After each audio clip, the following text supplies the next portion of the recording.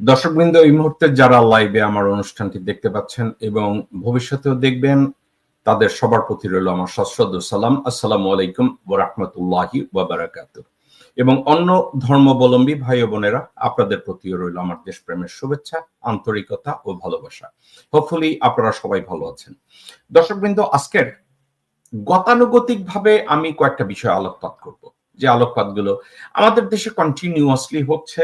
আপনারা জানেন যে আমরা সবাই আগস্ট 5, 2024 থেকে আজ অবধি বাংলাদেশ জাতীয়তাবাদী দল কতটা ভয়ানক হতে পারে, কতটা নির্বোধ হতে পারে, কতটা আগ্রাসী মনোভাব নিয়ে জনগণের উপরে ঝাঁপিয়ে পড়তে পারে এবং কতটা লোভী, ভয়ানক লোভী হলে সরকারের সহায় সম্পত্তি, রাস্তাঘাট, খাল, বিল, নদী, নালা, চর দখলে মনে হচ্ছে ভুবুক্ষ এক হায়নার দল।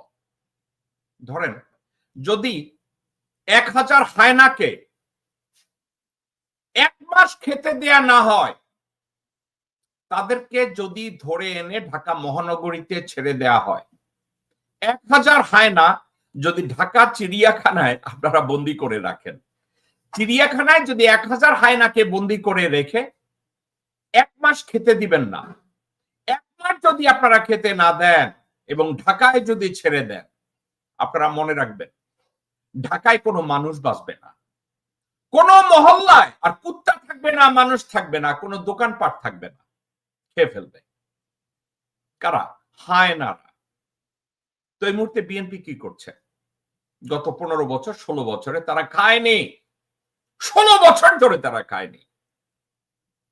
একদিকে কথাটা যেমন সত্য, অন্যদিকে কথাটা আবার মিথ্যা। এই 16 বছরে বিএনপির ভারতপন্থী যত নেতারা ছিল, এই একটা কথা আপনাদের সবার বুঝতে হবে, বিএনপির বর্তমানে আপাদমস্তক ভারতপন্থী। কারণ বিএনপির মূল নেতৃত্ব, নেতা কর্মী এবং সমর্থকরা ভারতপন্থীদের নেতৃত্ব মেনে নিয়েছে। কারণ ভারতপন্থীরা যদি বিএনপির নেতৃত্বে থাকে, তাহলে আওয়ামী লীগের লোকজনরা ওখানে কমফোর্টেবলি থাকবে। আমার কাছে একের পর এক ভিডিও আছে, প্রমাণ আছে, ছবি আছে, কার্যক্রম নিয়ে আমি আপনাদেরকে দেখিয়েছি। জেলা পর্যায়ে, বিভাগ পর্যায়ে, থানা পর্যায়ে বিএনপির নেতা কর্মীরা বিদ্রোহ করছে যে কি ব্যাপার, 16 বছর আওয়ামী লীগ আমাদের উপরে জুলুম করেছে, 16 বছর আমাদেরকে হাজত খাটিয়েছে, আজকে তারা দলের ভিতরে আসছে, তারা সভাপতি হচ্ছে, তারা সেক্রেটারি হচ্ছে, তারা লিডিং রোল নিচ্ছে। দেন আমরা কারা? কয়েকটা উপজেলায় আমি তাদের খবর নিয়েছি, কয়েকটা উপজেলার, কুষ্টিয়ার কয়েকটা থানায়, বরিশালের কয়েকটা থানায়, রংপুরের কয়েকটা থানা উপজেলায় আমি যখন চেক করলাম, তারা বলে ভাই আমরা গত 16 বছর অত্যাচারিত হয়েছে আওয়ামী লীগের দ্বারা, আওয়ামী লীগের লোকজনদের ভয় আমরা খালে, বিলে, নদী, নালায় পালিয়ে বেরিয়েছি। আজকে সেই আওয়ামী লীগের লোকজনরা দলের নেতৃত্ব নিচ্ছে। আমরা যদি কাউকে জিজ্ঞাসা করি, বলে এটা কেন্দ্রের নির্দেশ। জি দর্শকবৃন্দ, আপনারা সঠিক শুনেছেন। বিএনপির ত্যাগী নেতারা যখন নেতৃত্বকে জিজ্ঞাসা করে কি ব্যাপার, ওরাই তো আমাদেরকে পাট খেতে, ধান খেতে পিটাইছে, খালে চুবাইছে, আমাদের ঘর বাড়ি দখল করছে, এখন ওরাই আবার কেমনে নেতৃত্বে আসে? উপজেলার কানেক্টেড নেতারা বলে এটা কেন্দ্রের নির্দেশ। এখন কেন্দ্রের নির্দেশ বলতে আপনারা বলবেন কেন্দ্রের নির্দেশ কি বেগম জিয়া এবং তারেক রহমান? না রে ভাই, তারেক রহমান এবং তারেক রহমান এবং বেগম জিয়া এখন আর বিএনপির নেতৃত্বে নাই। এক কথায় বলতে পারেন বিএনপির নেতৃত্ব নির্ধারিত হয়েছে আমাদের বর্তমান অন্তর্বর্তীকালীন সরকারের ঐক্যমত্য কমিশনে যখন 2 মিনিট পর পর বিএনপির হাওয়া নামের ভারতীয় তস্কর সালাউদ্দিন কথায় কথায় উঠে বক্তৃতা দেয়, বিএনপির নেতৃবৃন্দ যখন সালাউদ্দিনের দৃষ্টি আকর্ষণ করে, বিএনপির নেতৃবৃন্দ যখন মির্জা ফাককে নিউ ইয়র্কের জেফকেতে হুমায়ুনের উপস্থিতিতে মির্জা ফখরুলের বেইজ্জতি করে, আনোয়ার হোসেনের উপস্থিতিতে মির্জা ফখরুলের বেইজ্জতি করে ইচ্ছা করে, সেক্ষেত্রে বিএনপির কেন্দ্রীয় নেতৃত্ব কে? সালাউদ্দিন। বিএনপির কেন্দ্রীয় নেতৃত্ব কে? আমির খসরু মাহমুদ। বিএনপির কেন্দ্রীয় নেতৃত্ব কে? হুমায়ুন কবির। বিএনপির কেন্দ্রীয় নেতৃত্ব কে? ভারতের পা চাটা, পেশাব খাওয়া, গু খাওয়া এসব নেতৃবৃন্দ। আপনারা কি জানেন এখন এই লোকগুলো আপনাদের সামনে বলে বেড়ায়, মাথায় টুপি দিয়ে আসে,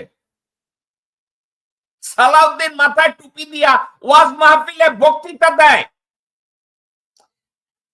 বিএনপির আমির খসরু মাহমুদ মাথায় টুপি দিয়া বক্তৃতা দেয়া শুরু করছে। 2 দিন পরে দেখবেন মির্জা ফাক যে বলছে আমি শরিয়া আইন মানি না, ধর্ম রাজনীতিতে চাই না, সেও একটা টুপি দিয়া ঠাকুরগাঁও ইলেকশন করতে যাবে। তবে এই লোকটার প্রতি আমার করুণা হয়। সারা জীবন ভণ্ডামি করেছে, সারা জীবন নিজের ভারতীয় পরিচয় আধার কার্ড এই মির্জা ফখরুল লুকাইছে। জীবনের শেষ ধাপে আছে নিউ ইয়র্কে অন্তর্বর্তীকালীন সরকার প্রধানের সামনে এসে এয়ারপোর্টে লাথি খেয়েছে, গুতা খেয়েছে, হোটেলের রুমে চুপ করে লুকিয়েছিল। কাদের ভয়? হুমায়ুন কবিরের ভয়। কাদের ভয়? ম্যাকডোনাল্ডের কর্মচারী, কমিটি বাণিজ্যের হোতা আনোয়ার হোসেন খোকনের ভয়। জেফকেতে বসে তারা যদি বলে এই বুইরা আসছে কেন, এই বুইরা কেন আসছে, আনোয়ার হোসেন খোকন যদি বলে, হুমায়ুন কবির যদি বলে ওনার দরকার ছিল না, আমি ছিলাম না, তাইলে বিএনপির নেতৃত্ব কারা? বিএনপির কেন্দ্রীয় নেতৃত্ব কারা? আপনারা বুঝেছেন, 2 আর 2 4। এরা কেন শক্তিশালী? আপনারা কি জানেন এরা সবাই ভারতীয় হাইকমিশন এবং ওয়াকারের সাথে সপ্তাহে প্রায় প্রতিদিন হয় ভার্চুয়ালি মিটিং এ বসে, নতুবা বাসায় গিয়ে তাদের কোলে বসে।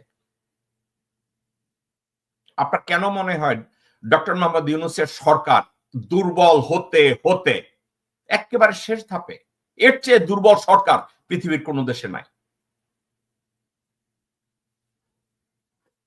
আপনাদেরকে ঠান্ডা মাথায় একটা কথা বলি, সোমালিয়ায় যে দুর্বল সরকার আছে তার চেয়েও দুর্বল সরকার বর্তমান বাংলাদেশে ডক্টর মোহাম্মদ ইউনূসের নেতৃত্বাধীন।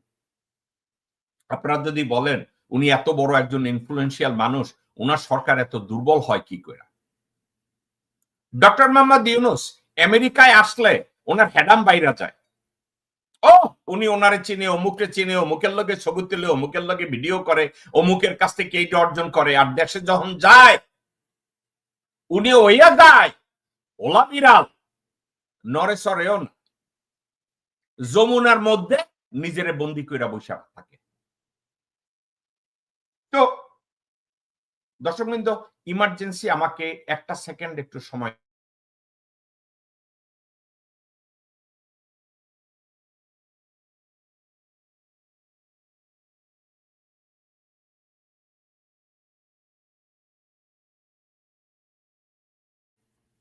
ডক্টর মোহাম্মদ ইউনূস যখন বিদেশে আসে, উনি যখন সোশ্যাল মিডিয়ায় ওনার ছবি পোস্ট করে, অমুকের সাথে ছবি, অমুকের সাথে ছবি, অমুকের সাথে ভিডিও, আমি খুব উৎফুল্ল হই, আমি খুব আপ্লুত হই। যে ডক্টর মোহাম্মদ ইউনূসের ব্যক্তি অর্জন কত বড়, যে উনি বিশ্বের বরেণ্য লোকজনের সাথে একত্রে আড্ডা মারতে পারে, একত্রে কথা বলতে পারে, দেশকে রিপ্রেজেন্ট করতে পারে। আমি খুব খুশি হই। কিন্তু ওনার এই ব্যক্তি অর্জনের যে আউটকাম, এটা কি বাংলাদেশ পাচ্ছে? আমি ওখানে একটু সন্দিহান থাকি। দর্শকবৃন্দ, আমি আপনাদেরকে একটা কথা বলি। ডোনাল্ড ট্রাম্পের সাথে আমার কয়েকশো ছবি আছে, আমি সোশ্যাল মিডিয়ায় পোস্ট করে দিতে পারি। বিল ক্লিন্টনের সাথে, ওবামার সাথে, কংগ্রেসম্যানদের সাথে, সিনেটরদের সাথে শত শত ছবি আমার রয়েছে। কিন্তু আপনারা কি কখনো দেখেছেন আমি এই ছবিগুলো সোশ্যাল মিডিয়ায় পোস্ট করেছি? করি নাই। দর্শকবৃন্দ, আমি একটা ছবি পোস্ট করি নাই। কেন জানেন? আমি যদি একটা ছবি পোস্ট করি ডোনাল্ড ট্রাম্পের সাথে জেকব মিল্টন দেখা করেছে, অনেকে মনে করবে আরে বাবারে বাবা, জেকব মিল্টনের তো হোয়াইট হাউসে অ্যাক্সেস আছে। দর্শকবৃন্দ, সত্য কথা কি, আমার কোনো অ্যাক্সেস নাই। ডোনাল্ড ট্রাম্পের সাথে আমার ছবি তোলা হয়েছে তার ক্যাম্পেইন ট্রেইলে। আমি গিয়েছি, তার সাথে হ্যান্ডশেক করার সুযোগ হয়েছে, একটা ছবি তোলার সুযোগ হয়েছে। চান্দা দেই না, কংগ্রেসম্যানরা বলছে আসো মিস্টার ট্রাম্প, ছবি তুলেছে। এর বাইরে তার সাথে আমার কোনো সম্পর্ক নাই। নিউ ইয়র্কের অথবা আমেরিকা আপনাদের পরিচিত অনেক আছে, কতগুলো কলি ভাই। আপনারা আমার কথাটাকে নেগেটিভলি নিয়েন না, একটু বোঝার জন্য। আমরা বলি না আমেরিকায় কাজ তো কাজ, সব কাজ সমান। কিন্তু একটা কথা মনে রেখেন, আপনি যখন এখানে মুদি দোকানে চাকরি করে জীবিকা নির্বাহ করেন, সোসাইটিতে আপনাকে মুদি দোকানের কর্মচারী হিসাবে রেসপেক্ট করেন। আপনি যখন রিক্সা চালিয়ে জীবিকা নির্বাহ করেন, লোকজন আপনাকে রিক্সা চালক হিসাবে সম্মান করে, অসম্মান করে না। কিন্তু মর্যাদা যদি কথা বলেন, তাহলে মর্যাদা ওইখানে, আপনি রিক্সাওয়ালা, মর্যাদা আপনার ওইখানে। এখানে লোকজন আপনারা এসে বলেন আমি ঢাকা ইউনিভার্সিটির প্রফেসর ছিলাম, কিন্তু আমেরিকায় এসে রিক্সা চালায় 20 বছর। আপনি আমার বালের প্রফেসর ছিলেন। ঢাকা ইউনিভার্সিটির একজন প্রফেসর আমেরিকায় এসে 1-2 বছর ইমার্জেন্সির জন্য রিক্সা চালাবে, কিন্তু 20 বছর রিক্সা চালাবে না। আমি ছবিগুলো দেই না একটা কারণে, কারণ লোকজন বলবে জেকব ভাই আপনার তো এত জায়গায় খাতির আছে, দেশের জন্য কিছু করেন। দর্শকবৃন্দ, যাদেরকে আমি রিচ করতে পারি তাদের ছবি আমি দেই না, কারণ এদের ছবিগুলো যদি আমি দেই আপনাদের এক্সপেকটেশন বাড়বে। জেকব মিল্টন অনেক বড়, সে অমুক সুপ্রিম কোর্টের বিচারপতির সাথে কথা বলে, কংগ্রেসের অমুকের সাথে কথা বলে, কিন্তু এদের সাথে তো আমার ভাই ব্যক্তিগত সম্পর্ক নাই। এদের সাথে হাই হ্যালো হয়, এদের সাথে কালে ভদ্রে 1-2 বার দেখা হয়। দেখা হলে তারা আমার নামটা মনে রাখে, আমার চেহারা মনে রাখে। এবং এক্ষেত্রে যদি আমার দেশের জন্য, কোনো বাংলাদেশের মানুষের জন্য আমি কিছু করতে পারি, অফকোর্স আমি করি। কিন্তু আমার ফুটানি মারার জন্য ফেসবুকে ছবি দেয়া কোনো দরকার আমি কখনো প্রয়োজন মনে করি না। কিন্তু এখানকার কিছু রিক্সাওয়ালা, এখানকার কিছু মুদি দোকানদার, এখানকার কিছু কুলি মজুর, গিয়াস আহমেদের মতো লোকজনরা ছবি দিবে, মিজানুর রহমান মিল্টনের মতো পরগাছাড়া ছবি দিবে, জিল্লুর রহমানের মতো পরগাছাড়া ছবি দিবে, আনোয়ার হোসেন খোকনের মতো লোকজনরা ছবি দিবে। কিন্তু ওরে বোতল দিয়ে যে 2টা বাড়ি দিছে ইউনাইটেড নেশনসের সামনে, এই কমিটি বাণিজ্যের আনোয়ার হোসেন খোকন ওর পাখার মধ্যে যে 2টা লাথি দিছে, এই ছবিটা দিবে না। মির্জা ফখরুলের এয়ারপোর্টে যখন বেইজ্জতি করে হুমায়ুন পিছনে দাঁড়াইয়া হাসতেছিল, এই বিশার বাচ্চা ওই ছবিটা দিবে না। তাহলে বিএনপির লোকজনরা কি করে এই মুহূর্তে? ওই যে আমি ফিরে যাই, একজন উপজেলার বিএনপি নেতা এবং কর্মী যখন লোকজনদেরকে বলে যে 16 বছর আমরা পাট খেতে ঘুমাইছি, ধান খেতে ঘুমাইছি, খালের মধ্যে ঘুমাইছি, আওয়ামী লীগ আমাদেরকে এত অত্যাচার করছে, আজকে আওয়ামী লীগ কি কইরা উপজেলা পর্যায়ে দলের নেতৃত্ব নেয়, তাদেরকে বলা হয় এটা কেন্দ্রের নির্দেশ। তো কেন্দ্রে বসে আছে হুমায়ুন কবির, কেন্দ্রে বসে আছে আমির খসরু মাহমুদ, কেন্দ্রে বসে আছে মির্জা ফাক, কেন্দ্রে বসে আছে গোরখদক আব্বাস, কেন্দ্রে বসে আছে আব্দুল আওয়াল মিন্টু, কেন্দ্রে বসে আছে মোহাম্মদ সালামের মতো পরগাছা। কাকে পাবেন আপনারা? এই হচ্ছে বিএনপি। তাদের ডিউটি কি জানেন এখন? আগের ডিউটি ছিল গোরখোদক আব্বাস, আমানুল্লাহ আমান, আব্দুল্লাহ আল মিন্টু, মোহাম্মদ সালাম, আমির খসরু মাহমুদ, কথায় কথায় ইকবাল হোসেন টুকু, কথায় কথায় গণভবনে চাইতেন, গণভবনে রাত কাটাইতেন, গণভবনে আড্ডা মারতেন, গণভবনে পার্টি করতেন, ইন্ডিয়ান হাই কমিশনে পার্টি করতেন, ইন্ডিয়ান হাই কমিশনে মদ খাইতেন। এখন তাদের দায়িত্ব কি জানেন? এখন তারা ওয়াকার ভবনে যায়। ওয়াকার ভবনে গিয়ে আপনারা যদি জাহাঙ্গীর গেটে চেক করেন, এই সব কুলাঙ্গারদের ভিজিটের নোট আপনারা ওখানে পাবেন। যান ক্যাপ্টেন জাহাঙ্গীর গেটে যান, ঢাকা ক্যান্টনমেন্টে, ওয়াকারের সাথে দেখা করতে যায়।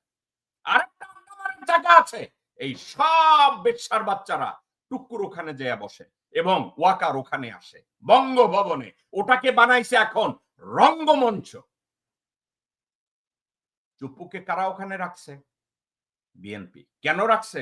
ওয়াকার বঙ্গভবনে আসবে, ওখানে বসে বিএনপির লোকজন, এখন গণভবন নাই, বঙ্গভবনে এসে ওখানে গোরখোদক আব্বাসরা মিটিং করবে। কার সাথে করবে?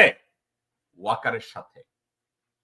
ওয়াকার এসে ইনস্ট্রাকশন দিবে, ডিজিএফআই লোকজনরা এসে ইনস্ট্রাকশন দিবে বিএনপি লোকজনদেরকে এখন কি কি করতে হবে। ওই যে উপজেলায়, জেলায় এখন আর আওয়ামী লীগের লোকজনরা বনেঘাটে পলায় না, তারা এখন নেতৃত্ব দিতেছে, বিএনপির নেতৃত্ব দিতেছে। এখন এই বিএনপি এবং আওয়ামী লীগের নেতৃত্বে কম্পিটিশন চলতেছে কোন জায়গায় জানেন? শুনলে অবাক হবেন। বিএনপি এবং আওয়ামী লীগ যখন একত্র হয়ে আন্দোলন করছে ইউনূসকে হটাইয়া ক্ষমতায় যাওয়ার জন্য, এখানে কম্পিটিশন তৈরি হয়েছে জামাত আর ইসলামী দলগুলো একদিকে, আর বামপন্থীরা বিএনপি এবং আওয়ামী লীগ এরা এখন একদিকে। কাগজে পত্রে বলে বিএনপি, কিন্তু একটা কথা মনে রেখেন, আল্লাহ না করুন এই বিএনপি যদি সরকার গঠন করে, এর জঘন্য রূপ আপনাদের সামনে চলে আসবে। ওই যে বলছি 1000 হায়নাকে ঢাকা চিড়িয়াখানায় যদি বন্দি করে 1 মাস খাওয়া না দেন, তারপরে ছেড়ে দেন, ওই হায়নারা ঢাকা সিটির যা করবে বিএনপির লোকজনরা ঠিক একই কাজগুলো করবে।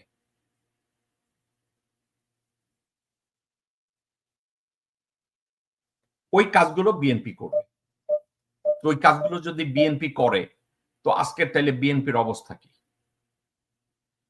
আমি আপনাদেরকে কথায় কথায় একটা কথা বলেছিলাম। দর্শক বিন্দু 1 সেকেন্ড, আপনারা কি আমার ভয়েস শুনতে পাচ্ছেন? অনেকে বলে আপনারা নাকি আমার ভয়েস শুনতে পাচ্ছেন না, আমি একটু চেক করে নেই। না, ঠিকই তো থাকার কথা। হ্যালো, জি ঠিকই। দর্শক বিন্দু আপনারা কি আমার কথা শুনতে পাচ্ছেন? আপনারা কি আমার কথা শুনতে পাচ্ছেন? আমাকে কেউ কি বলবেন আমার কথা ঠিক মতো শুনতে পাচ্ছেন কিনা?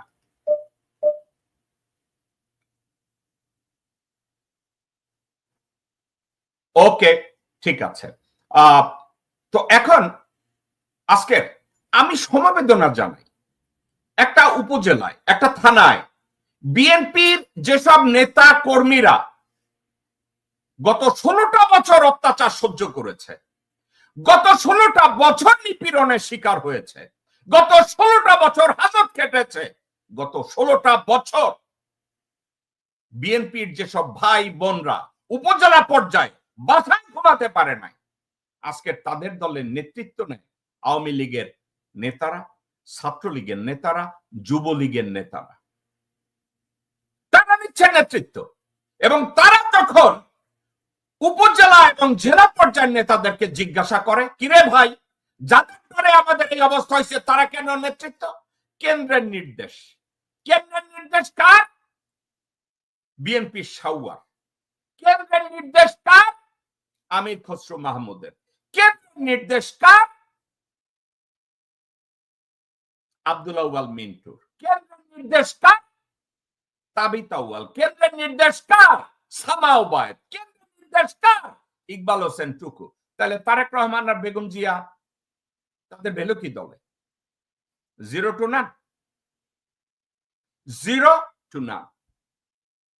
এরা কি বেগম জিয়ার সাথে কথা বলতে যায়? এরা কি বেগম জিয়ার সাথে কথা বলে আপনাদের ব্যাপারে আপনারা কি মনে করেন যে দলের নির্ভরযোগ্য কোনো কাজ তারা করবে? বেগম জিয়ার মতামত নেয়, লিখিত নেন আমার কাছ থেকে, নো। তারেক রহমানের কাছ থেকে তারেক রহমানের ভ্যালু কি?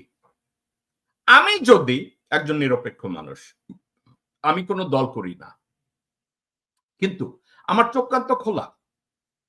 আমি লন্ডনে কি হয় আপনাদের কি মনে হয় দর্শক শ্রোতা আমি জানি না এখানে বসে?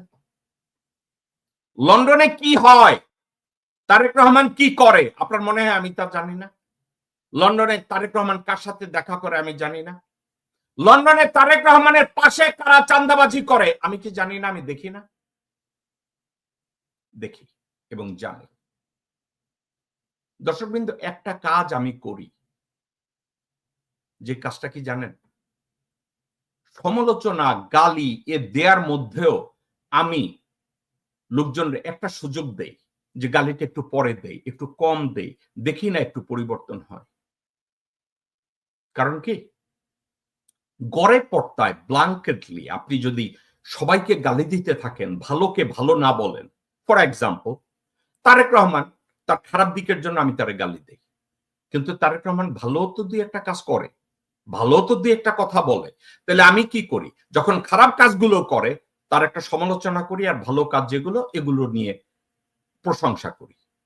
ওকে, এখন আমি যদি নিরপেক্ষভাবে আমেরিকায় বসে এবং লন্ডনে গিয়ে চারিদিক থেকে বিচার করে দেখি যে তারেক রহমানের চারপাশে এমন একটা নেটওয়ার্ক তৈরি করা হয়েছে, ওই নেটওয়ার্ক ভেদ করা কারো দ্বারা সম্ভব না। একটা দিকেই নেটওয়ার্ক ভেদ করা সম্ভব। ওখানে যদি আপনি $10,000 বান্ডিল দেন, $20,000 বান্ডিল দেন, $50,000 বান্ডিল দেন, বান্ডিল অনুযায়ী আপনার সম্মান হবে। $10,000 বান্ডিল হলে আপনি তারেক রহমানের সাথে কোনো একটা উচ্চুঙ্গার মতো ছোট একটা জায়গায় বসে চা খাবেন না।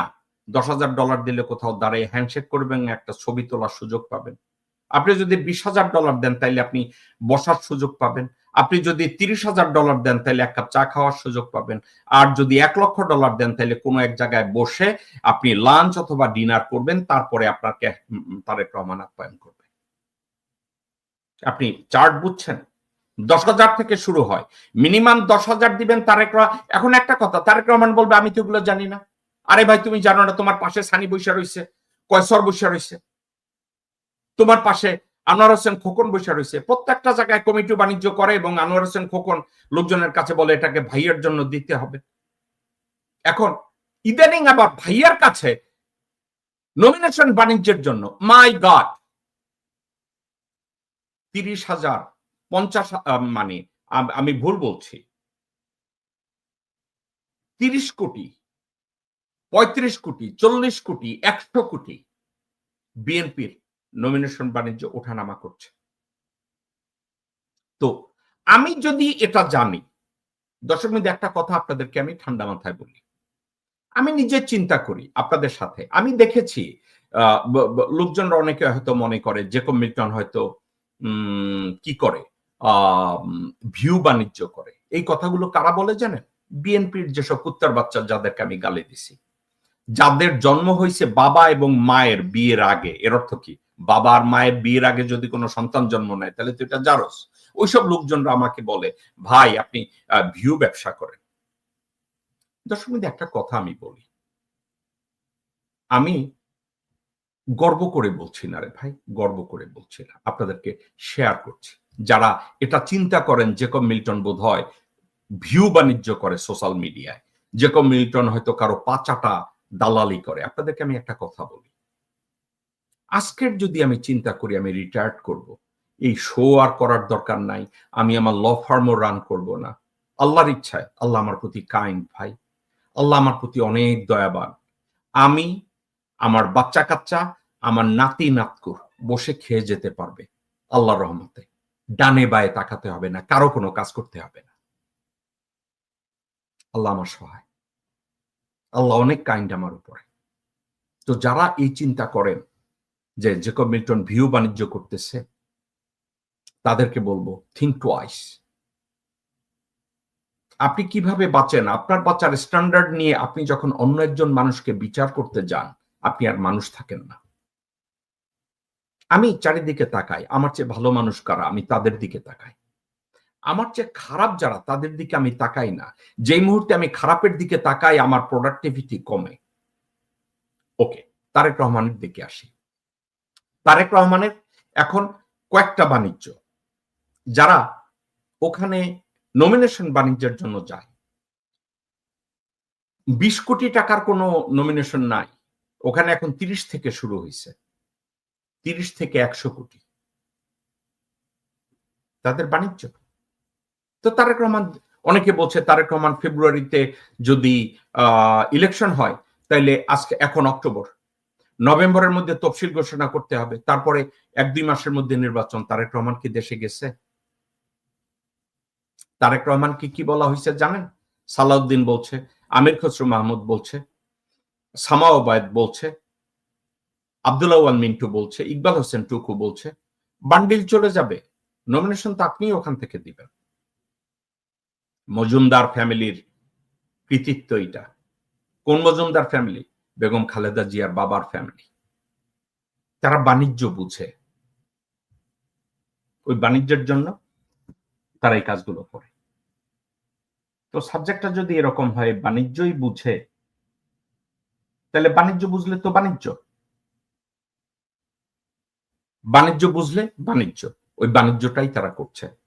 তারেক রহমানের দেশে এসে আপনার আগামী ফেব্রুয়ারিতে ডক্টর মোহাম্মদ ইউনূস কথায় কথায় তার ওই মাউথপিস শফিককে দিয়ে বলায়, আল্লাহর পৃথিবীর এমন কোন শক্তি নাই ফেব্রুয়ারির নির্বাচনকে কেউ থামায়। দর্শকবৃন্দ, আপনাদেরকে ঠান্ডা মাথায় আমি বলি, নির্বাচন আগামী ফেব্রুয়ারিতে কত সুন্দরভাবে হবে। আজ পর্যন্ত ভোটার লিস্ট আপডেট করা হয় না। আজ পর্যন্ত এনআইডি কার্ডগুলোর ভিতরে 1.5 কোটি না 2 কোটির মতো ভুয়া ভারতীয় নাগরিকদেরকে বাংলাদেশে এনে নাগরিক বানানো হয়েছে। তাদের 7 লক্ষ না 8 লক্ষ পাওয়া গেছে গাজীপুরের রাস্তার পাশে পড়ে রয়েছে কোন জায়গায়, ফতুল্লায় ফালায় গেছে 4-5 বস্তা, কেউ খুঁজে পাইতেছে না। ডাটা এখনো নিয়ন্ত্রণ করে তারেক সিদ্দিকী। ইলেকশন কমিশন এখন পর্যন্ত ভোটার লিস্ট আপডেট করে নাই, চলে আছে ওই ভোটার লিস্টের উপরে তাকাই আছে, যেই ভোটার লিস্ট দিনের ভোট রাতে হতো হাসিনা আমলে, ওই ভোটার লিস্ট। আর ডক্টর মোহাম্মদ ইউনূস সব জায়গায় বলে বেড়াচ্ছে। একটা কথা, পরিস্থিতিটা কোথায় দাঁড়াবে জানেন? এটা কিন্তু ডক্টর মোহাম্মদ ইউনূসের দোষ না, উনি তো এখন জনবিচ্ছিন্ন, ওনার কাছে কোনো লোকজন তো যাচ্ছে না, কাছাকাছি গিয়ে ওনার কাছে তো সত্য খবর যে কেউ দিবে এটা তো দিচ্ছে না।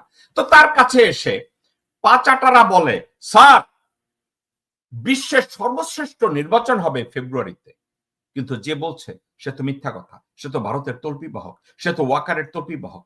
ফেব্রুয়ারিতে ওনার মুখের মধ্যে যখন একটা ঝাঁটার বাড়ি খাবে, কিরে নির্বাচন ঠিক মতো হইল না কেন, ডক্টর মোহাম্মদ ইউনূস ভ্যাপলাকান্তের মতো বলবে, আমাকে তো এইটা বলা হয়েছিল। একটা কথা দর্শকবৃন্দ, এটা বুঝতে হবে। ডক্টর মোহাম্মদ ইউনূসের কাছে এসে যে বলবে, স্যার এখন আপনার যেখানে ভোটার লিস্ট ঠিক মতো করা হয় না, যেখানে এনআইডি এখন আপডেট করা হয় নাই, যেখানে ইলেকশন কমিশনের পলিসি সেট আপ হয় না স্ট্যান্ডিং অর্ডারে, প্রত্যেকটা জেলাকে কিভাবে নিয়ন্ত্রণ করবে, উপজেলাকে কিভাবে নিয়ন্ত্রণ করবে, ইলেকশন কমিশনের কিচ্ছু করে নাই। তাহলে ডক্টর মোহাম্মদ ইউনূস এত গ্যারান্টি দিয়ে কি করে বলে পৃথিবীর সর্বশ্রেষ্ঠ বাংলাদেশের সর্বশ্রেষ্ঠ নির্বাচন হবে এবার, ঈদের দিনের মতো নির্বাচন হবে? কেন বলে উনি জানেন? ওনার চারপাশে এসে এই মুখরোচক কথাগুলো বলা হয়, এবং এই মুখরোচক কথা কি, স্যার ইলেকশনের জন্য আমরা এক পায়ে খাড়া, ইলেকশনের জন্য আমরা তৈরি, ওয়ারাস মোটেও তৈরি। বিএনপি কি তৈরি? বিএনপি যদি চিন্তা করে হাসিনার মতো নির্বাচন করবে, ওয়াকার তো ধরেই নিছে হাসিনার মতো নির্বাচনের মাধ্যমে বিএনপিকে তারা ক্ষমতায় আনবে, ভারত তাদেরকে বলছে বিএনপিকে দিয়ে ক্ষমতায় আনবে। অনেকে বলে, ভাই যেভাবে নিরপেক্ষ নির্বাচনের ডাকসু এবং জাকসুতে শিবির জিতছে, জামাত ইসলামী হবে। একটা কথা আপনারা মনে রেখেন, একটা কথা আপনারা মনে রেখেন, আমি জামাত শিবির, বাংলাদেশ জামাত ইসলামী এবং অন্যান্য ইসলামিক দলগুলোকে একটা মেসেজ দিচ্ছি, আপনাদের সামনে একটা ক্যারট ঝুলানো হয়েছে ডাকসু এবং জাকসু নির্বাচন দিয়ে। নিরপেক্ষতার একটা এক্সাম্পল তৈরি করে আপনাদের ভিতরে লোভ এবং মন্থর গতি আপনাদের ভিতরে ঢুকিয়ে দেওয়া হয়েছে। বলা হয়েছে আপনারা জনপ্রিয়, নিরপেক্ষ নির্বাচন হলে আপনারা ক্ষমতায় আসবেন। আপনারা পাশার মধ্যে 10-12 জনের লাঠি খাবেন যে মুহূর্তে নির্বাচনটা হবে। দেখবেন বিএনপি নির্বাচিত হয়েছে, ওয়াকার আছে, ভারত আছে, সেক্রেটারিয়েটের 75-80% স্বৈরাচারে নিয়োগকৃত, ভারতে নিয়োগকৃত সেক্রেটারিরা রয়েছে, joint secretary, additional secretary, deputy secretary, এরা রয়েছে, ডিসিরা রয়েছে সব জায়গায়। আপনারা বলবেন বাংলাদেশ ইসলামিক দলগুলো সংখ্যাগরিষ্ঠ হবে? What is the possibility? 0 to none। জামাতের ভিতরেও চিন্তা করে দেখেন, জামাত ইসলামের ভিতরেও আগে একটা কথা ছিল, মুজাহিদ ভারতপন্থী ছিল, রয়ের দালাল, এ ধরনের কথাবার্তা ছিল। এবার আপনাদেরকে ঠান্ডা মাথায় একটা কথা বলি, জামাত ইসলামের যে আমির, উনি তো জাসদের লোক, এ কথাটা অস্বীকার করা যাবে না। উনার রাজনীতিতে হাতে করি হয়েছে জাসদদের দিয়ে, জেনারেল উবানের নেতৃত্বে। জেনারেল উবানের ডক্টরিন শফিক রহমানের মাথায় আছে, ডক্টর শফিকুর রহমানের মাথায় আছে। কথাটা প্রায় আপনাদেরকে বলেছি, জীবনের প্রথম প্রেম ভোলা যায় না। আপনারা যদি বলেন না ডক্টর শফিকুর রহমান সাহেব ভালো হয়ে গেছে, উনি এখন জাসদ করলে এখন ওনার ভিতরে জাসদ নাই, ওনার ভিতরে ধর্ম বাসা বেঁধেছে, ধর্মীয় অনুভূতি, ইমান এখন অনেক বেশি কাজ করে। ভাই, যদি করে আমার চেয়ে বেশি খুশি দ্বিতীয় কেউ হবে না। কিন্তু আমার মনের ভিতরে ওই আতঙ্ক থেকেই যায়, ওই আতঙ্কটা লেগেই থাকে। What if doctor Shafiqur Rahman যদি কোরআনের বাণীর চেয়ে জেনারেল উবানের কথাটা বেশি মনে করে? এই আতঙ্ক আমার পিছ ছাড়ে না, এই আতঙ্ক আমার মধ্যে কাজ করে। কেন কাজ করে জানেন? আমি আবু তাহের নায়েবে আমির, তার সাথে ওই যে আমরা ইন্ডিয়ান হাই কমিশনের রাজেশ অগ্নিহোত্রী আছে না, রাজেশ অগ্নিহোত্রীর সাথে আমি দেখি প্রায় এই নায়েবে আমিরের সাথে খুব লটকালটকি সম্পর্ক। এই নায়েবে আমিরের সাথে দেখি সন্তোষ শর্মার খুব লটকালটকি সম্পর্ক। আমার ভিতরে আতঙ্ক তৈরি হয়।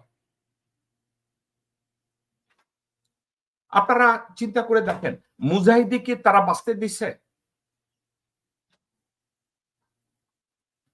নায়েবে আমিরের প্রতি আমি সম্মান রেখে বলছি, উনি বলবে না আমি তো বাংলাদেশের অস্তিত্বের প্রশ্নে আমি আপোষ করব না, উনি কথা বলবে। এখন উনি যদি বলেন আমি তো আল্লামা মওদুদীর অনুসারী, আল্লামা মওদুদী ভারতের দ্বিখণ্ডিত পাকিস্তান হবে এটা তো সে চায় না, যার জন্য আমি ভারতের সাথে ভারত নীতিতে আমি বিশ্বাস করি। দর্শকবৃন্দ, কথাটা মনে রেখেন, মওদুদী সাহেব বিশ্বের বরেণ্য ব্যক্তিত্ব, মওদুদী সাহেব বিশ্বের বরেণ্য ইসলামিক চিন্তাবিদ, বিশাল পণ্ডিত, কিন্তু রাজনৈতিক দর্শনে উনি কিন্তু একমত হন নাই ভারত বিভাজনের। উনি ভারতকে এক দেখতে চেয়েছিলেন, পরে দেখেছেন ওনার দর্শন কাজে লাগছে না, উনি পাকিস্তানে গিয়েছেন। ওনার দর্শন দিয়ে আজ পর্যন্ত জামাত ইসলামী কোথাও কিন্তু সরকার গঠন করতে পারে না। পরবর্তীতে কোনো একটা জায়গায় তারা চেষ্টা করেছে, জামাত ইসলামী শুধু আবুল আলা মওদুদীর দর্শনের উপরে না, তারা চিন্তা করেছে এর ভিতরে প্যাট্রিয়টিজম ঢুকানো যায় কিনা, একটু ডিফারেন্ট ওয়েতে আধুনিকায়ন করা যায় কিনা। আমি জামাত ইসলামের উদ্দেশ্যে যদি এই কথাগুলো বলি তাহলে এভাবে বলা যায়, জামাত ইসলামী যদি ধর্মের মডার্নাইজেশন না রাজনৈতিক মডার্নাইজেশন করতে ব্যর্থ হয়, আমি জামাত ইসলামের সফলতা কোথাও দেখি না। যদিও দলটাকে আমি পছন্দ করি একটা কারণে, কারণ দলের ভিতরে তারা সততার প্র্যাকটিস করে, ইমানের প্র্যাকটিস করে, গণতন্ত্রের প্র্যাকটিস করে। এই তিনটা দিক থেকে জামাতকে আমার মনে হয় unparalleled and formidable political party in Bangladesh. Bona fide political party. দলের ভিতরে গণতন্ত্রের চর্চা করে, ইমানের চর্চা করে, কোরআনের চর্চা করে, নীতির চর্চা করে, তাদেরকে আমি প্রশংসা করি। কিন্তু আমার ভিতরে আতঙ্কটা এখানে থেকে যায়, আল্লাহ না করুন ডক্টর শফিকুর রহমান এবং নায়েবে আমির ডাক্তার তাহের এরা যদি বলে বসে আমরা মওদুদির এক ভারত নীতিতে বিশ্বাস করি, এর জবাব কি দিবেন? আমি জামাত ইসলাম লোকজনদেরকে আমি ভয় পাওয়াচ্ছি না, আপনাদের চোখের দিকে তাকিয়ে আমি বলি, আমি শফিকুর রহমানকে কিন্তু বিশ্বাস করি, আমি মাওলানা ডাক্তার আবু তাহেরকেও আমি বিশ্বাস করি। কিন্তু তারা যদি আপনাদেরকে কোনো এক মিটিং এ বলে বসে মওদুদি ভারতের বিভাজন চায় না, কি করবেন তখন? কি করবেন তখন? গোলাম আজম সাহেব বলেছিলেন জামাত ইসলামের হেডকোয়ার্টার পাকিস্তানে, এটা তো সত্য কথা, রাইট? ওকে, পাকিস্তানে। তাহলে বামপন্থীদের হেডকোয়ার্টারও রাশিয়ায় আছে, এমনকি উত্তর কোরিয়াও আছে, নাকি চায়নায়ও আছে? একটা কথা জামাত ইসলামীকে আমি বলতে চাই, চায়না ভেঙে তছনছ হয়ে যেত যদি তাদের কমিউনিজম থিওরিকে মডার্নাইজেশন না করত, সেখানে যদি ইকোনমি ডেভেলপমেন্টের ক্ষেত্রে তারা যদি তাদের পার্টির চার্টার চেঞ্জ না করত। জামাত ইসলামী যদি চিন্তা করে যে মওদুদি ডক্টরিনে যে অখণ্ড ভারত নীতিতে তারা বিশ্বাস করে এবং ওইটার উপরে তারা কাজ করবে, থিঙ্ক টুয়াইস। তারা যদি চিন্তা করে পাকিস্তানে জামাত ইসলামের headquarter, I want you to think twice Jamaat Islami. আমি জামাত ইসলামী আপনাদেরকে যেমন পছন্দ করি, আপনাদের কয়েকটা সাবজেক্ট আমি আপনাদেরকে ঠান্ডা মাথায় বলি। কমিউনিটি সার্ভিসে আপনারা চ্যাম্পিয়ন, ইকোনমিক্যাল কন্ট্রিবিউশন এন্ড ডেভেলপমেন্টে আপনারা চ্যাম্পিয়ন, দলের ভিতরে গণতন্ত্রের চর্চায় আপনারা চ্যাম্পিয়ন, ইমানের ক্ষেত্রে আপনারা চ্যাম্পিয়ন। কিন্তু আপনাদেরকে আমরা যদি বলি আপনাদের ফরেন পলিসি বলতে স্পেসিফিক, আপনারা চিন্তা করে দেখেন নায়েবে আমির আবু তাহেরের দূরদর্শিতা কত ছোট, কত জাহান্নামী। এই লোকটা অশিক্ষিত, সে বলে জামাত ইসলামী নাকি গভর্নমেন্ট ফর্ম করলে মুসলিম বিশ্বের সমগ্র জাকাত বাংলাদেশে আনবে। আরে শালার পো, জাকাতের পয়সায় কোন দেশের উন্নতি হয় আমার জীবনে আমি কোনোদিন শুনি নাই। আপনারা শুনছেন দর্শকবৃন্দ? জামাতে আমিরে নায়েবে আমির বলছে যে জামাত ইসলামী বাংলাদেশ সরকার গঠন করলে জাকাত, মুসলিম বিশ্বের জাকাতের পয়সা বাংলাদেশে আনবে। জীবনে আপনারা শুনছেন, জীবনে শুনছেন যে জাকাতের পয়সায় কোন দেশ উন্নতি করছে? জাকাতের পয়সা আনবেন, সোমালিয়ার দিকে তাকায় দেখেন। জাকাতের পয়সার কথা বলবেন, ইথিওপিয়ার দিকে তাকায় দেখেন। জাকাতের পয়সার কথা বলবেন, টিউনিশিয়ার দিকে তাকায় দেখেন। জাকাতের পয়সা বলবে আপনাদের কাছে জাকাত? আমি বুঝি না।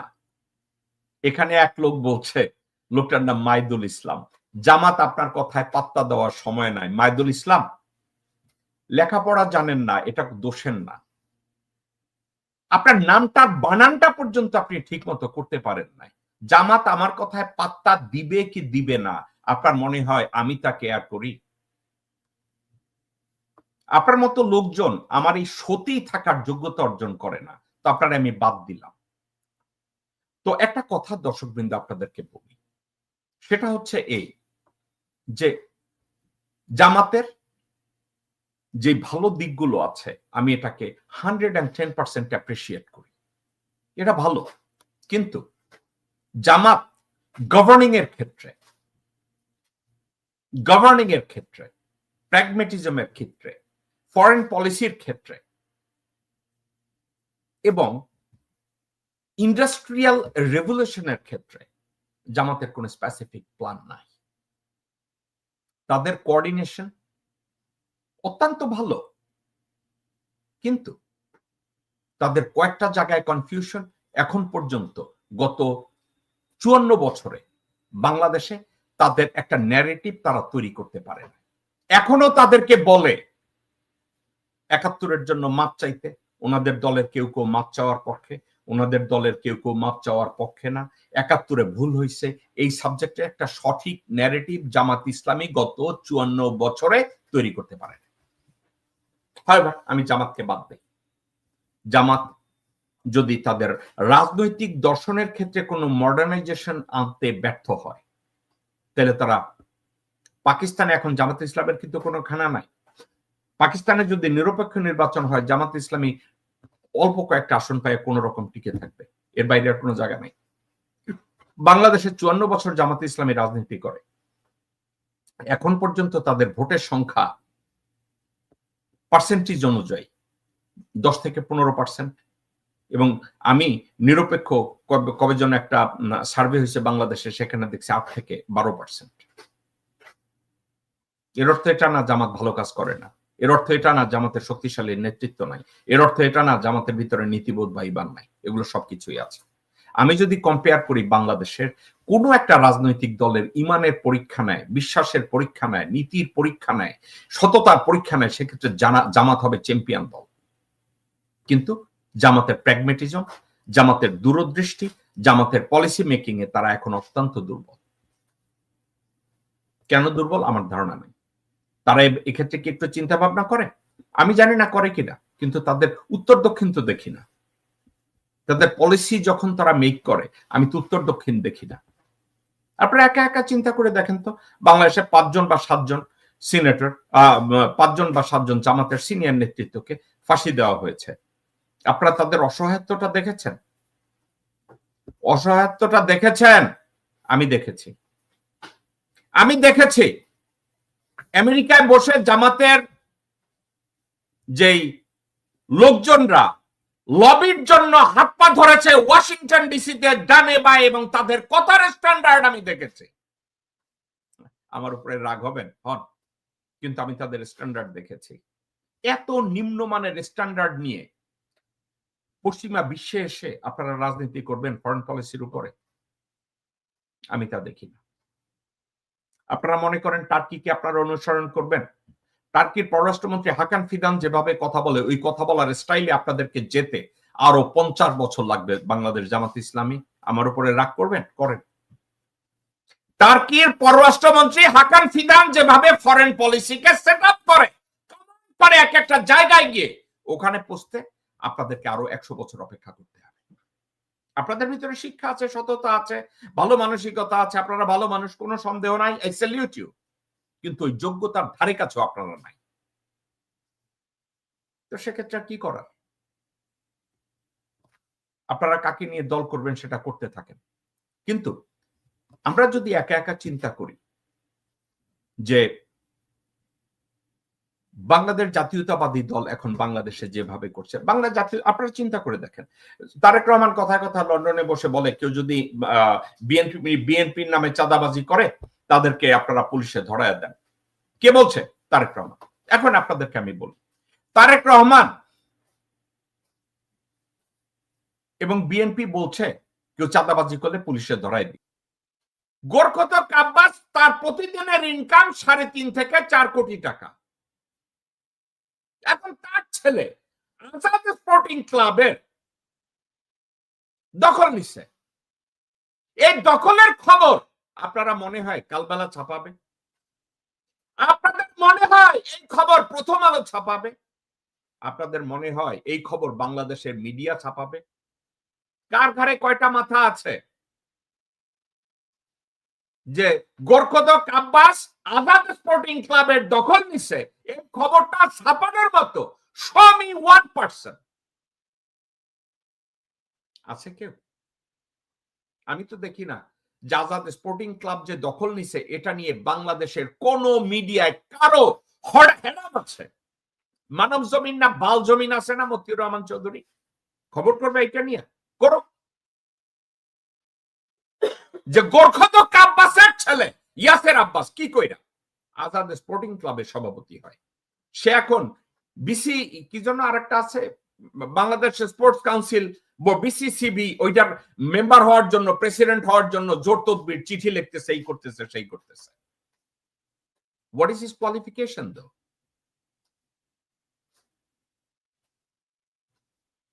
এটা নিয়ে মিডিয়ায় কারো কোনো টু শব্দ নাই।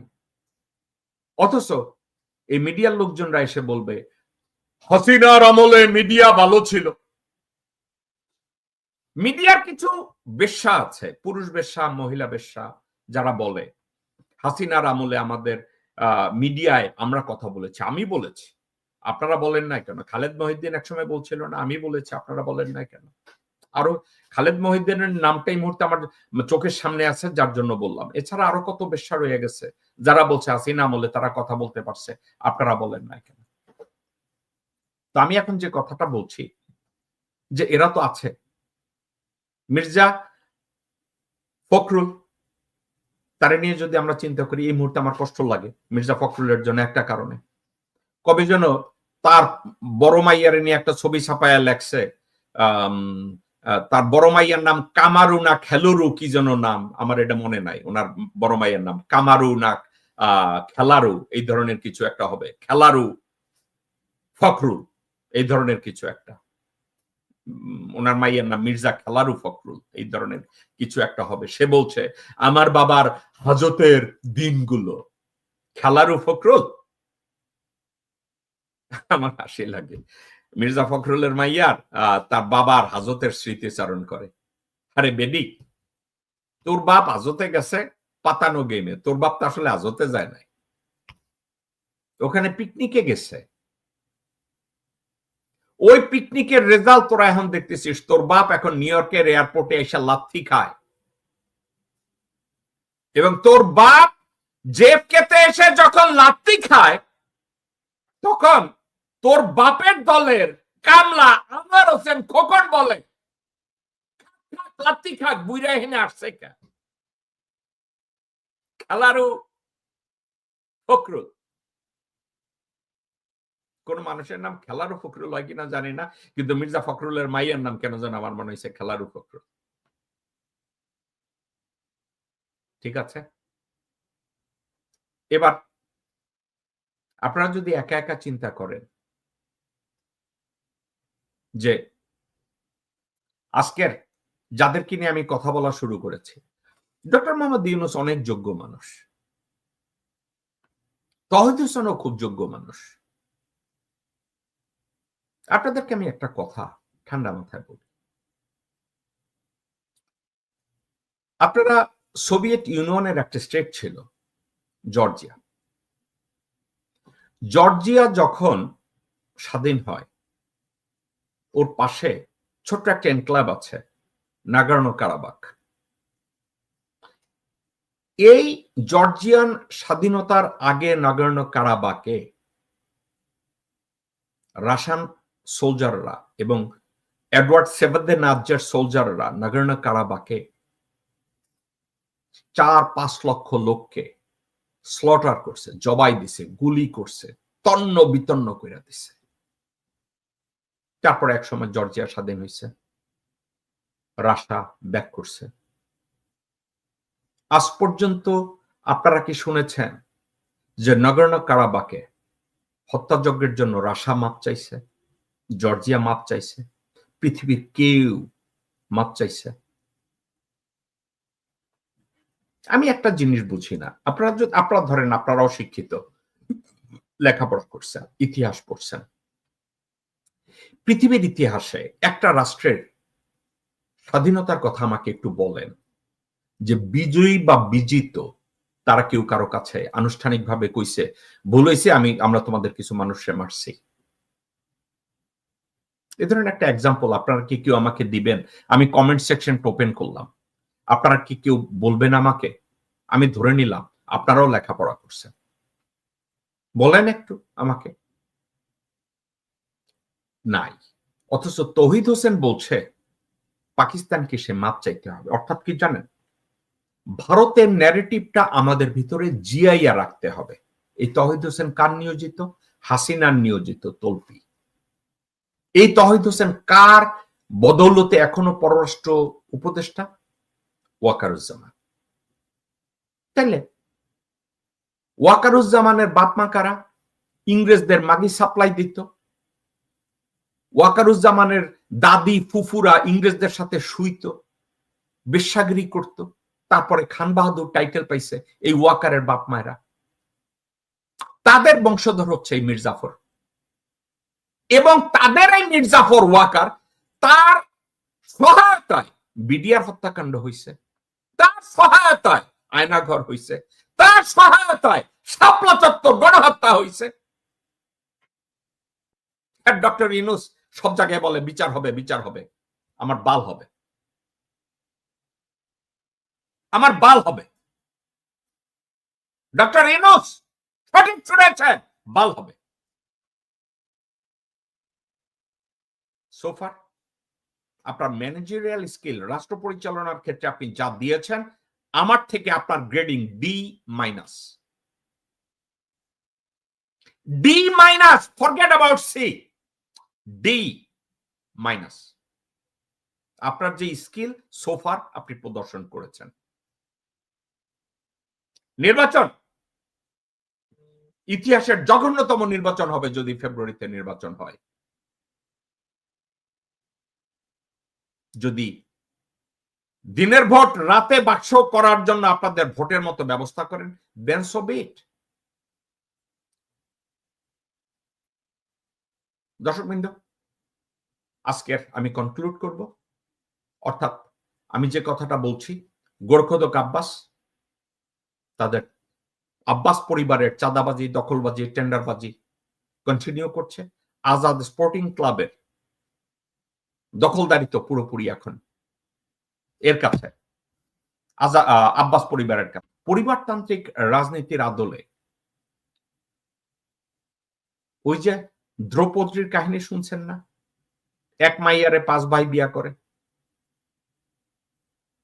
আপনার আমার সবার মা হচ্ছে বাংলাদেশ। আমার আর আপনার মা বাংলাদেশকে ধর্ষণ করে গেছে 16 বছর আওয়ামী লীগ পরিবারতান্ত্রিক রাজনীতির নামে।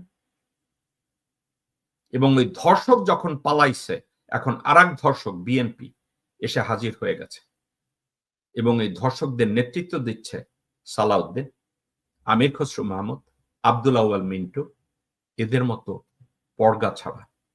আর জিয়ার সন্তান, খালেদা জিয়ার সন্তান বসে বলে জিকির করছে তারেক রহমান লন্ডনে বসে। সে এখন 30 কোটি থেকে 100 কোটি নমিনেশন বাণিজ্য করছে। আর আপনি যদি ওনার সাথে দেখা করতে যান, আপনি যদি $10,000 দেন, আপনার সাথে দাঁড়াইয়া হ্যালো বলবে, হ্যান্ডশেক করবে, ছবি তুলতেও পারেন। 20,000 দিলে কোথাও বসে হয়তো এক কাপ চা খাবেন, একটা ছবি তুলবেন। আর যদি 50,000 দেন, কোনো এক জায়গায় লাঞ্চ অথবা ডিনার খাবেন। আর যদি 1 লক্ষ দেন, ওনার সাথে বসে সিনেমা দেখবেন এবং আড্ডা মারবেন। এটা ওনার ফি। আর উনি বাংলাদেশে যাবে, একটা কথা আপনি মনে রেখেন, উনি যদি বাংলাদেশে যান, র এবং হাসিনা একটা কাজ খুব তাড়াতাড়ি করবে, জিয়া পরিবারকে ধূলিসাৎ করে দেবে। খালেদা জিয়া শেষ। তারেক রহমান তো একটু ঠোঁট নাড়াইয়া কথা কয়, কোমর তো ভাঙ্গা দিছে মঈনুদ্দিন দিয়ে। এবার তার জিব্বা কেটে দেবে, বাঁচাইও যদি রাখে তার জিব্বা কেটে দেবে। বলবে তোর কোমর ভাঙছি, তোর কথা থামে নাই, যা তোর জিব্বাটা কেটে দিলাম, এবার তুই চিল্লা। আর তারেক রহমান এতটা বেকুব না, তার জীবন অথবা জিব্বা খোয়ানোর জন্য সে বাংলাদেশে যাবে। আপনি চিন্তা করে দেখেন, 350-400 আসনে যদি নির্বাচন হয়, আর এক একটা আসন যদি সে বিক্রি করে 100 কোটি টাকায় অথবা 50 কোটি টাকায়, কত টাকা সে লন্ডনে বসে পেয়ে যাবে। কে যেন প্রশ্ন করছে তারেক রহমান লন্ডনে বসে করে কি, যে প্রশ্নকর্তা যে, আমি তাকে বলবো, কিরে ভাই আপনাদের কোন জায়গায় সন্দেহ আছে? তারেক রহমানের সাথে দাঁড়াইয়া হ্যান্ডশেক করার জন্য যদি $10,000 দেয়া লাগে, তাইলে তার পয়সা তার কিছু করার দরকারটা কি? সে তো একটা কমোডিটি। দর্শকবৃন্দ, এই ছিল আমাদের শো। আগামীকালকে প্যারিস থেকে অ্যাডভোকেট আব্দুল্লাহ আল মামুন আমরাই বিকল্প নিয়ে কথা বলবেন। আপনারা ওনার কথাটা শুনবেন। আর আগামী শুক্রবার আমি চেষ্টা করব কাউকে না নিয়ে আমি একা কথা বলবো আপনাদের সাথে। আর যদি কোনো ইম্পর্টেন্ট সাবজেক্ট আমার সামনে আসে, আমি আগামী শুক্রবার দিন কথা বলতে চাচ্ছি পার্বত্য চট্টগ্রামে যেই একটা মেয়েকে ধর্ষণ করা নিয়ে, সেটা নিয়ে যেখানে শান্তি নষ্ট করা হয়েছে, সেখানে উস্কানি দেওয়া হয়েছে, ভারত যেভাবে ওখানে জেকে বসছে, আমি এটা নিয়ে কথা বলবো আগামী শুক্রবার। আরো অনেক ইম্পর্টেন্ট বিষয় নিয়ে আগামী শুক্রবার দিন আমি একক লাইভ করবো আপনাদের সাথে। আরো একটা কথা, অনেকেই আমাকে এমনি বলেন যে আমার সাথে আপনারা কথা বলবেন। একটা লোক আচ্ছা, একটা লোক এখানে আমাকে বকা দিচ্ছে, দর্শকবৃন্দ সাবজেক্টটা হাসির, বকা দিচ্ছে। ওর বাপের নাম হচ্ছে ক্রিটার ক্লিপস, কারণ ওর নিজের নাম নাই। ওরে হয়তো কুকুরেও জন্ম দিতে পারে, আর রাস্তার নেরিকুত্তা হায়নারাও জন্ম দিতে পারে, যার জন্য ওর নাম নাই। আমি আপনাদেরকে একটা কথা ঠান্ডা মাথায় বলি, যারা আমাকে গালি দিতে চান আমার কোনো অসুবিধা নাই, কিন্তু আপনারা একটা কাজ করেন, আপনাদের গালি দেওয়ার জন্য আমি একটা সুযোগ করে দিই। আমি লিঙ্কটা ছেড়ে দেব, আমি লিঙ্কটা ওপেন করে দেব, আপনারা এসে আমাকে স্ক্রিনে পাশে থেকে আমাকে গালি দিবেন। আমি প্রমিস করলাম আমি আপনাদেরকে গালি দেব না, আপনারা আমাকে গালি দিবেন, এবং যদি চান আপনারা গালি দেওয়ার কারণটাও একটু আমাকে বলবেন। ঠিক আছে, আমাকে একটু বললেন যে আপনারা কেন গালিটা দিলেন। আগামী শুক্রবার দিন আমি আপনাদের গালি শোনার জন্য অপেক্ষা করব। আপনাদের যদি হ্যাডাম থাকে, আপনাদের যদি বাবা একজন হয়ে থাকে, আমাকে এভাবে স্ক্রিনে একটা গালি দিয়ে পালায়া যাবেন, এটা না করে আমার সাথে এসে গালি দিয়ে, কোনো অসুবিধা নেই, আমি আপনাদেরকে গালির উত্তর দেব না। আপনারা সবাই ভালো থাকেন দর্শকবৃন্দ। একটা কথা আপনাদেরকে বলি, আমি শেষ করার আগে আপনাদেরকে নীতি কথা বলছি না। আজকের আমি জামাতে ইসলামীকে নিয়ে কথা বলেছি, আজকের বিএনপি কে নিয়ে কথা বলেছি, তাদের চাঁদাবাজি নিয়ে এগুলো আমি কথাবার্তা বলেছি। বাই দ্য ওয়ে, আগামী শুক্রবার দিন আমি কথা যখন বলতে যাব আপনাদেরকে, ডক্টর মোহাম্মদ ইউনূস আল জাজিরার সাথে বলেছে আওয়ামী লীগকে নিষিদ্ধ করা হয় না, তাদের কার্যক্রম বন্ধ করা হয়েছে, তারা চাইলে আবার কালকে থেকে ওইটা হবে। তো এই সাবজেক্টটা আসবে, আমি ওই শুক্রবার দিন একটা নিয়ে আমি কথা বলবো।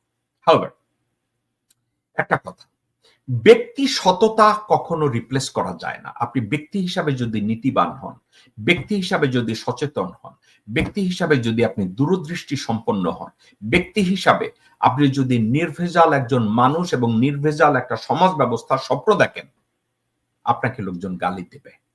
কারণ কি জানেন, নির্ভেজাল সমাজ ব্যবস্থার প্রপোনেন্ট সমাজে লেস দেন 5%। তা আপনি গালি শুনবেন, আমি গালি শুনবো। এটা জানার পরেও যারা সৃজনশীল একটা সমাজ ব্যবস্থা এবং রাষ্ট্রের স্বপ্ন দেখে, আমি স্বপ্ন দেখি ওই লোকগুলোই যেন বাংলাদেশ পরিচালনা করে।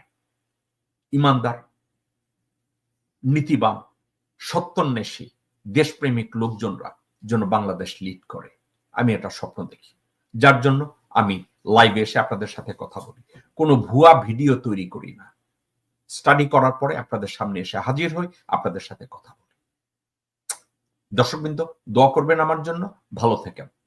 ইনশাল্লাহ আগামী শুক্রবার দিন আপনাদের সাথে আমার আবার দেখা হবে। সুস্থ থাকুন, ভালো থাকুন। ইনশাল্লাহ শুক্রবার বাংলাদেশ সময় রাত 10টায় আপনাদের সাথে কথা হবে, এবং আগামী কালকে আপনারা অ্যাডভোকেট আব্দুল্লাহ আল মামুনের আমরাই বিকল্প অনুষ্ঠানটি দেখবেন। আসসালামু আলাইকুম ওয়া রাহমাতুল্লাহ।